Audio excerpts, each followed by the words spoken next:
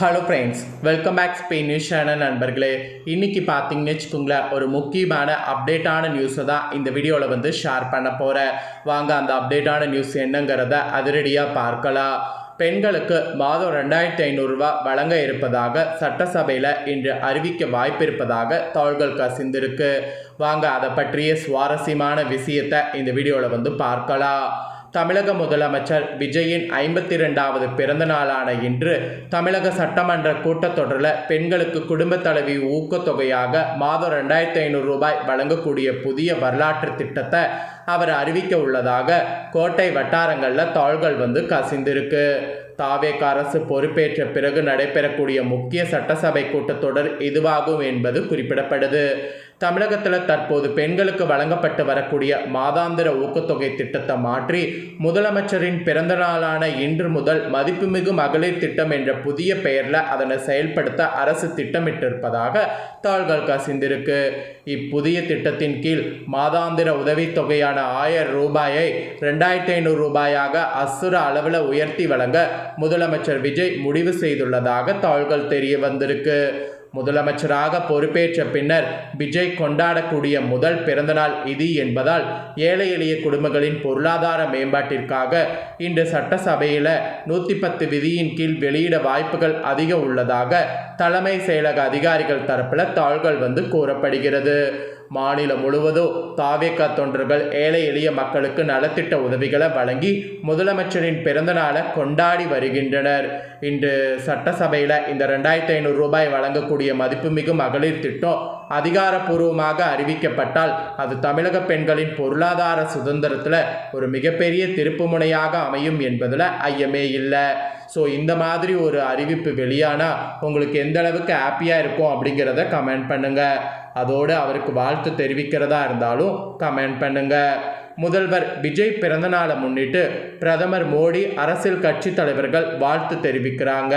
அதுவும் இப்போ சமூக வலைத்தளங்களில் வைரலாக பரவிட்டுருக்கு. தமிழக முதல்வர் விஜயின் 52வது பிறந்தநாளை முன்னிட்டு அவருக்கு பிரதமர் நரேந்திர மோடி வாழ்த்து தெரிவித்துள்ளார். அதேபோல் தமிழகத்தில் திமுக தலைவர் மு.க. ஸ்டாலின், பாமக தலைவர் அன்புமணி, மதிமுக பொதுச் செயலாளர் வைகோ உள்ளிட்டோரும் வாழ்த்து தெரிவித்துள்ளனர். அதோடு தமிழக முதல்வரும் தாவேக தலைவருமான விஜய் தனது 52வது பிறந்தநாளை இன்று ஜூன் 22 கொண்டாடுகிறார். முதல்வராக பொறுப்பேற்ற பிறகு வரக்கூடிய முதல் பிறந்தநாள் என்பதால் தமிழகம் முழுவதும் சிறப்பாக கொண்டாட தாவேக தொண்டர்கள் திட்டமிட்டு பல்வேறு சிறப்பு ஏற்பாடுகளை செய்து இப்போ வரைக்கும் கொண்டாடிட்டு இருக்கிறாங்க. இந்நிலையில் முதல்வர் விஜய்க்கு சமூக வலைதள பதிவு மூலம் பிரதமர் மோடி வாழ்த்து தெரிவித்துள்ளார். தமிழக முதல்வர் விஜய்க்கு பிறந்தநாள் வாழ்த்துக்கள். அவரது நீண்ட ஆயுளுக்கும் ஆரோக்கியத்துக்கும் பிரார்த்திக்கிறேன் என அதில் பிரதமர் மோடி குறிப்பிட்டுள்ளார். அதே போல தமிழக சட்டப்பேரவை இன்று காலை தொடங்கி இருக்கும்போது சபாநாயகர் ஜே.சி.டி. பிரபாகர் மற்றும் சட்டப்பேரவை உறுப்பினர்கள் முதல்வர் விஜய்க்கு வாழ்த்து தெரிவிக்கின்றனர். அதோடு பிறந்தநாள் வாழ்த்துரையுடன் அவை நிகழ்வை சபாநாயகர் ஜே.சி.டி. பிரபாகர் தொடங்கி வைத்தார் என்பது குறிப்பிடப்படுது.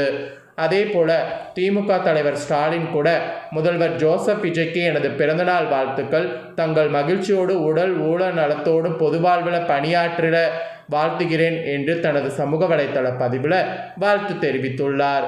அதே போல மதிமுக பொதுச் செயலாளர் வைகோ இந்த இனிய பிறந்தநாள் ஆண்டுதோறும் வெற்றிகரமாகவும் மகிழ்ச்சிகரமாகவும் கொண்டாடப்பட்டு நீங்கள் எடுக்கின்ற அரசியல் முயற்சிகள் அனைத்தும் வெற்றி பெறவோ, எதிர்ப்புகள் தவிடுபொடியாகவோ, தமிழ்நாட்டுடைய மேன்மைக்காகவும் உயர்வுக்காகவும் வழிகாட்டக்கூடிய நல்லாட்சி நீங்கள் நடத்திடவோ, முழுமையான உடல்நலனோடு மனநிறைவோடு பன்னூறு பிறை கண்டு வாழவும் இயற்கை தாயின் அருளை பிரார்த்திக்கிறேன் என்று முதல்வர் விஜய்க்கு பிறந்தநாள் வாழ்த்து இவ்வளோ அழகாக தெரிவித்துள்ளார்.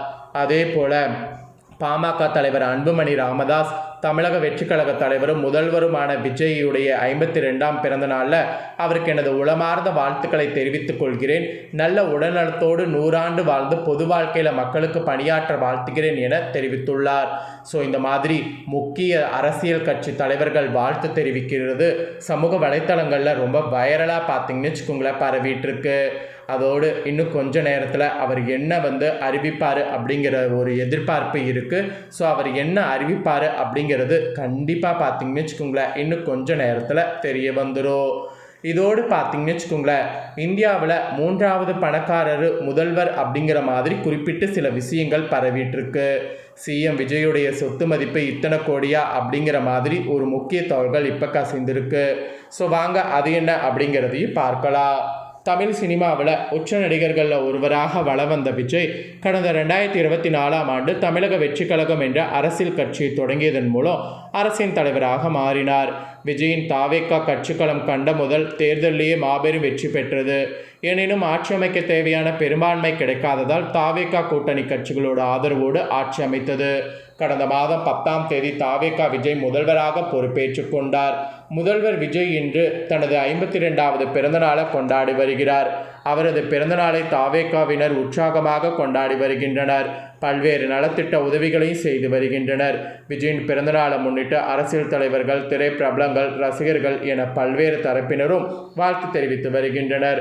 முதல்வர் விஜயின் பிறந்தநாளான இன்று அவரின் சொத்து மதிப்பு குறித்து சில தகவல்கள் கசிந்திருக்கு.